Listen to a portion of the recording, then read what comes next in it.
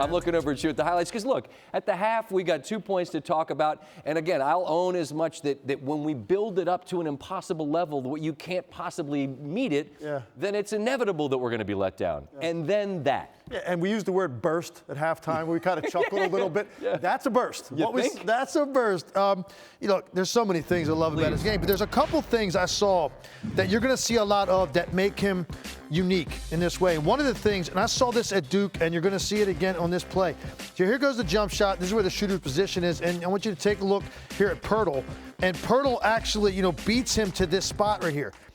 Zion Williamson is one of the best playmakers when he is in a position of disadvantage that I've ever seen, because he's got this explosive ability to just go up right there and just get to a place that you can't get to. So that's a bigger man who's got better position. Exactly. And a lot of guys wouldn't even have gone for that ball, but he knows what floor his elevator goes to. So he'll make a play like this when he's got no business doing it. So that's one of the first things. Then we talked about the vision that Jeff just did, but here's what he means specifically by that. Now, here's the guy that he's looking at running the floor. Etuan Moore's right here. And this, man, this is a tight window. You got two defenders, one guy sprinting from back and one guy seeing the ball in front of him. So that means this thing has to be on a rope. It's got to have a lot of pace and velocity on it.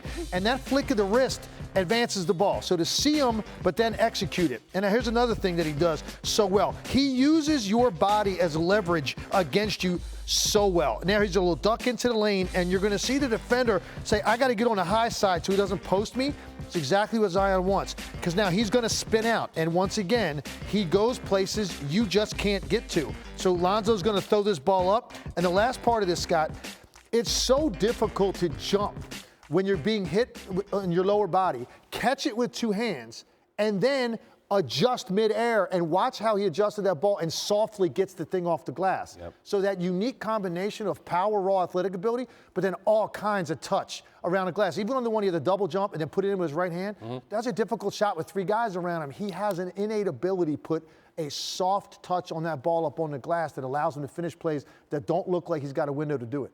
If you make a tiny little pinhole and you look through it, that's all we've seen thus far, a little tiny glimpse.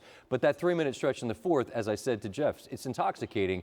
You've done some coaching in your day. I think you'll be a great coach someday when you leave us here. If you're Gentry in that moment, he's played the minutes he's supposed to play in the fourth, but he just did that. How hard is it to just say, you got to put on that shirt and sit down? I don't think it's as hard as you think from this standpoint. Clearly, they had a discussion as an organization going into this game, and you don't deviate from it no matter what in the moment. What happened was this dude got real hot real fast, and Alvin Gentry didn't expect to see what he saw. So we think, well, then just let him ride it out. But when he already made that decision ahead of time, I think you stick with it. And I think, you know, the front office, the coaching staff, Zion, have to be on the same page. That conversation takes place before that, obviously. And I think they did the right thing in this situation. However, they may adjust these bursts that they're going to give him going into the next game. Okay, I think they might give him a little bit more extended playing time because I think he's ready to do it. And I'm just glad that he had something tangible to hold on to leaving that building tonight, that this is what it's supposed to feel like to be a star in the NBA, because that's what it looked like. I'm smiling just for him because I saw Russillo's tweet. Good for him. Totally agree. Such a likable young man.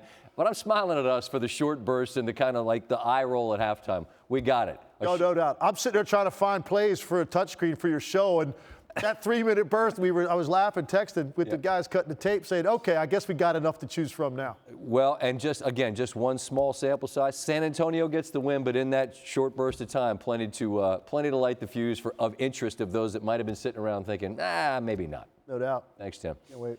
Thanks for watching ESPN on YouTube. For more sports highlights and analysis, be sure to download the ESPN app.